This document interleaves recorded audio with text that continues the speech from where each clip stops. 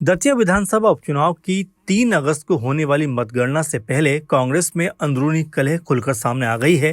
कांग्रेस प्रत्याशी कुंवर घनश्याम सिंह और पूर्व विधायक राजेंद्र भारती के बीच जुबानी जंग तेज होती हुई नजर आ रही है। दोनों नेताओं ने एक दूसरे के ऊपर गंभीर राजनीतिक आरोप लगाए हैं, जिससे जिले की राजनीति में नई हलचल पैदा हो गई।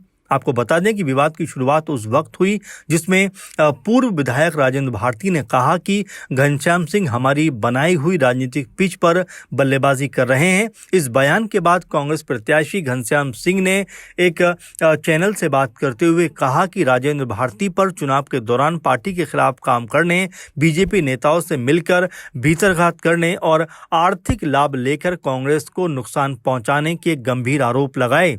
घनश्याम सिंह ने दावा किया है कि राजेंद्र भारती के प्रभाव वाले कार्यकर्ता चुनाव में कांग्रेस के पक्ष में सक्रिय नहीं रहे, जिससे पार्टी को नुकसान हुआ। उन्होंने ये भी आरोप लगाया कि बीजेपी की तरफ से आर्थिक सहयोग लेकर उनके समर्थकों के माध्यम से धन वितरण करवाया गया। हालांकि इन आरोपों के समर्थन में उन्होंने कोई सार्वजनिक साक्ष्य पेश नहीं किया। उन्होंने कांग्रेस नेतृत्व से मांग की है कि पूरे मामले की जांच करके राजेंद्र भारती के खिलाफ अनुशासनात्मक कार्रवाई करते हुए उन्हें पार्टी से निकाल देना चाहिए। इन आरोपों पर पूर्व विधायक राजेंद्र भारती ने भी तीखा पलटवार किया। उन्होंने कहा कि बीजेपी से साठगांठ के आरोप पूरी तरह निराधार हैं। भारती ने उल्टा आरोप लगाया कि कुंवर घनश्याम सिंह हर चुनाव में बीजेपी के वरिष्ठ नेता और पूर्व गृह मंत्री डॉक्टर नरोत्तम मिश्रा का साथ देते रहे।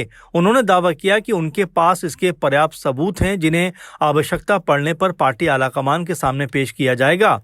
राजेंद्र भारती ने यह भी कहा कि दतिया में कांग्रेस की राजनीति जमीन संघर्षशील कार्यकर्ताओं ने तैयार की है और आज उसी का लाभ उठाया जा रहा है। गौरतलब है, राजेंद्र भारती की बैंक धोखाधड़ी से जुड़े मामले में उनको दोषी पाए जाने के बाद उनकी विधानसभा सदस्यता समाप्त कर दी गई थी। इस कारण दतिया विधानसभा सीट के ऊपर उपचुनाव कराया गया।